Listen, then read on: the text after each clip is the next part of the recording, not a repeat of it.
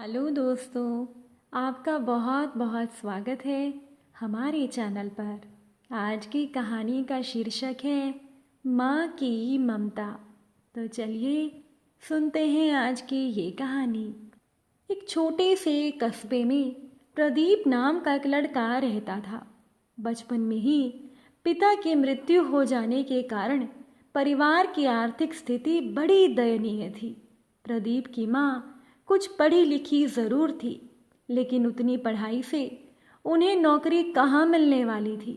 इसीलिए घर घर बर्तन मांजकर और सिलाई कढ़ाई का काम करके किसी तरह से प्रदीप की माँ अपने बेटे को पढ़ा लिखा रही थी। प्रदीप स्वभाव से थोड़ा शर्मीला था और अक्सर चुपचाप बैठा रहता था। एक दिन जब प्रदीप अपने स्कूल से लौटा तो उसके हाथ में एक लिफाफा था। उसने माँ को लिफाफा देते हुए कहा, माँ, मास्टर साहब ने ये तुम्हारे लिए एक चिट्ठी भेजी है, ज़रा देखो तो कि इसमें क्या लिखा है। प्रदीप की माँ ने मन ही मन चिट्ठी पढ़ी और मुस्कुराकर बोली, बेटा, इसमें लिखा है कि आपका बेटा प्रदीप काफ़ी होशियार है। इस स्कूल के बाकी बच्चों की तुलना में प्रदीप का दिमाग बहुत तेज है और हमारे पास इसे पढ़ाने लायक कोई शिक्षक नहीं है। इसीलिए कल से आप इसे किसी और स्कूल में भेजें।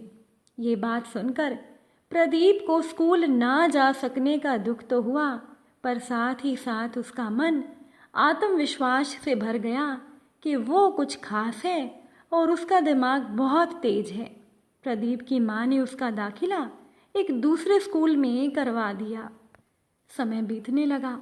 प्रदीप ने खूब मेहनत से पढ़ाई की।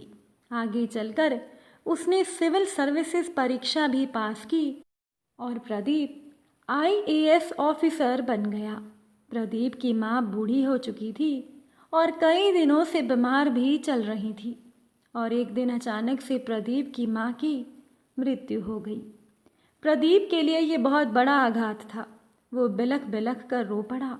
उसे समझ नहीं आ रहा था कि अब अपनी माँ के बिना वो कैसे जिएगा। रोते रोते ही प्रदीप ने अपनी माँ की पुरानी अलमारी खोली और हाथ में उनकी माला, चश्मा और अन्य वस्तुएं लेकर चूमने लगा। उस अलमारी में प्रदीप के पुराने खिलौने और बचपन के कपड़े तक संभाल कर रखे हुए थे। प्रदीप एक एक करके सारी चीज़ें निकालने लगा और तभी प्रदीप की नज़र एक पुरानी चिट्ठी पर पड़ी। दरअसल ये वही चिट्ठी थी जो मास्टर साहब ने प्रदीप को लगभग 20-21 साल पहले दी थी। नम आँखों से प्रदीप उसे पढ़ने लगा। चिट्ठी में लिखा था, आदरणीय अभिभावक, आपको बताते हुए हमें अफसोस हो रहा है कि आपका बेटा प्रदीप पढ़ाई में बेहद कमज़ोर है और खेल कूद में भी भाग नहीं लेता है। ऐसा लगता है कि उम्र के हिसाब से प्रदीप की बुद्धि विकसित नहीं हो पाई है। इसीलिए हम इसे अपने विद्यालय में पढ़ाने में असमर्थ हैं। आपसे निवेदन है कि आप प्रदीप का दाखिला किसी मंद बुद्धि विद्यालय में करवाएं अथवा खुद घर पर रखकर इसे पढ़ाएं। सादर, प्रिंसिपल।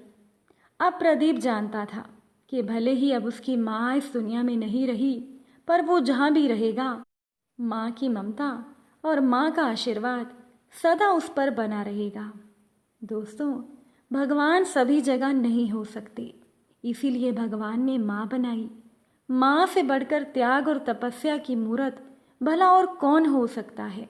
हम पढ़ लिख लें, बड़े होकर चाहे कुछ भी बन जाएं, इसके लिए हमारी माँ चुपचाप न जाने कितनी कुर्बानियाँ देती है। अपनी ज़रूरतें मारकर हमारे शौक़ पूरा करती है। यहाँ तक कि संतान बुरा व्यवहार करे तो भी माँ उसका भला ही सोचती है।